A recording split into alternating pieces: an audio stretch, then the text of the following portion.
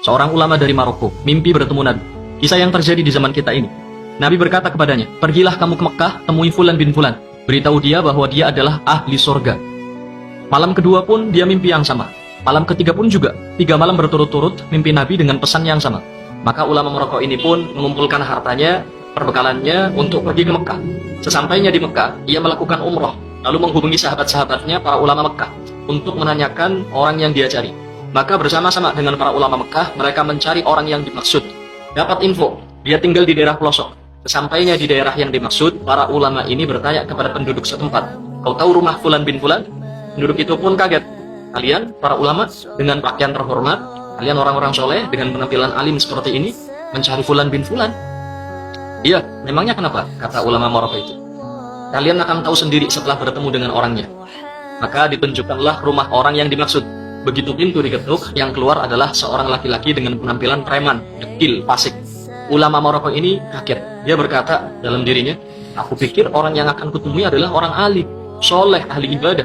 Ternyata seorang berpenampilan buruk. Orang itu pun kaget juga. Kenapa para ulama mengunjunginya? Ulama Maroko bertanya, apa benar kau Fulan bin Fulan? Ya, benar. Siapa kalian? Mau apa kalian datang ke rumahku? Ulama Maroko ini berkata, aku dari Maroko, datang jauh-jauh ke Mekah untuk mencarimu. Sebab ada pesan yang harus kusampaikan padamu. 3 malam berturut-turut aku bermimpi Rasulullah Shallallahu Alaihi Wasallam. Beliau berpesan, pergilah kamu ke Mekah, temui Fulan bin Fulan, beritahu dia bahwa dia ahli surga. Demi Allah, aku tak melebih-lebihkan apa yang beliau sampaikan ini. Orang ini pun menangis, menepuk-nepuk kepalanya, gak percaya. Aku ahli surga? Oh pasti bohong. Orang sepertiku tidak mungkin mendapat kabar seperti ini. Ulama Maroko ini mengatakan, wallahi, aku baru selesai umroh, gak mungkin aku dusta dalam kata-kataku. Orang itu pun terduduk lemas, dia menangis.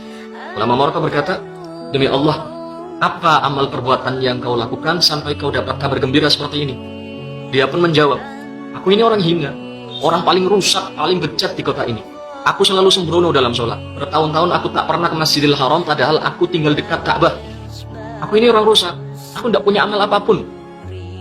Maka ditanya lagi, coba kau ingat-ingat lagi, mungkin kau punya amal yang kau lupakan.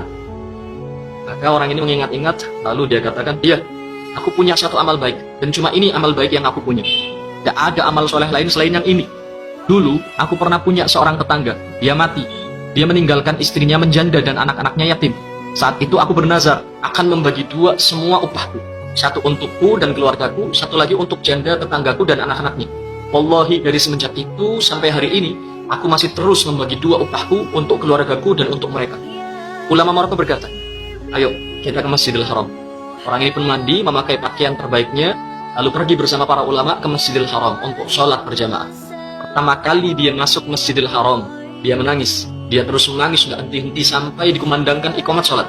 Bahkan dalam sholat pun dia menangis. Ketika imam baca surat, orang ini terus menangis. Terisak sampai membuat ulama Maroko ini yang sholat di sampingnya ikut menangis.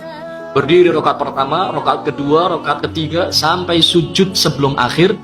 Dia tidak mengangkat kepalanya lagi, dan ternyata rohnya telah dicabut. Pesannya adalah, jangan berprasangka buruk dengan siapapun. Siapa tahu dia ahli surga. Satu-satunya makhluk yang boleh kita buruk sangka dengannya hanyalah diri kita sendiri.